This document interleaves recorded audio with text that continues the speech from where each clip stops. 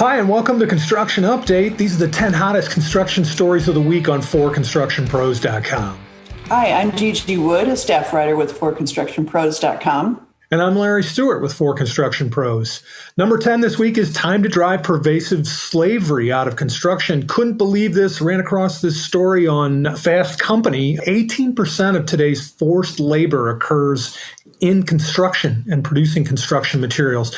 Was blown away by that. In impoverished countries and developed ones alike, steel, 2x4s, and copper are being produced by forced labor, where cultures where that's an entrenched practice. And the U.S., the world's second largest importer of wood products, illegally harvested timber comes into the countries like Russia and then through China and into our buildings and home improvement stores. Find out who among the 60 industry partners you know that is developing this Design for Freedom movement. Next up, we have the largest 3D printed apartment building in Europe. 2 operators are running a BOD2 printer to construct the 3-story building in 6 weeks. Yeah, that's amazing technology and commercially available. You can actually buy that BOD2 printer now. Number 8, how estimating fewer jobs can win more construction work. This is a great story from our construction business coach, George Headley, and he offers a 3-step plan to help win more construction projects without losing money on free estimates. Find out how much more money Headley's construction business made when they were identifying target customers and started getting preliminary commitments before preparing estimates.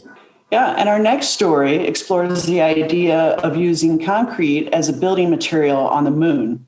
Because it would be too heavy and expensive to ship to the moon, scientists are suggesting using locally sourced materials instead.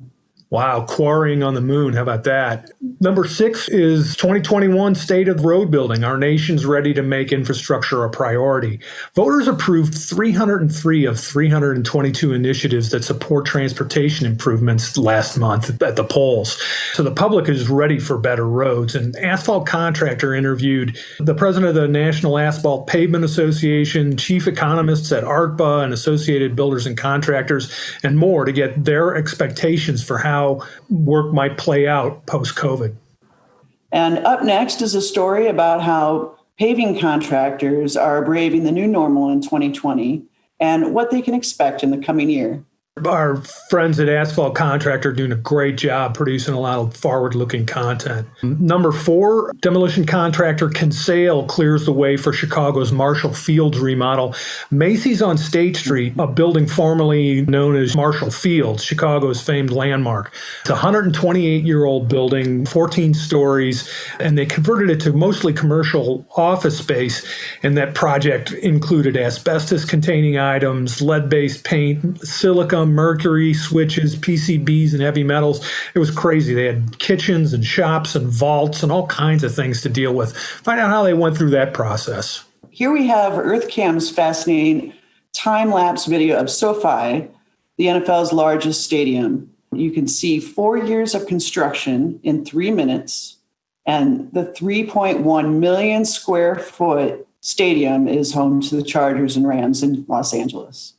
Yeah, those time lapses are really interesting. You can really kind of tell what's going on in some of these things because that time lapse technology is starting to use multiple cameras and just really detailed. Fun things to watch and instructive. Our second most read item on the list is 5 things to look for when buying a used dump truck. This is from our friends at Ritchie Brothers, who are so good at advising on buying and selling used equipment. They'll let you know what to know about body dump and tires and frames and rails and axles and more. Check it out.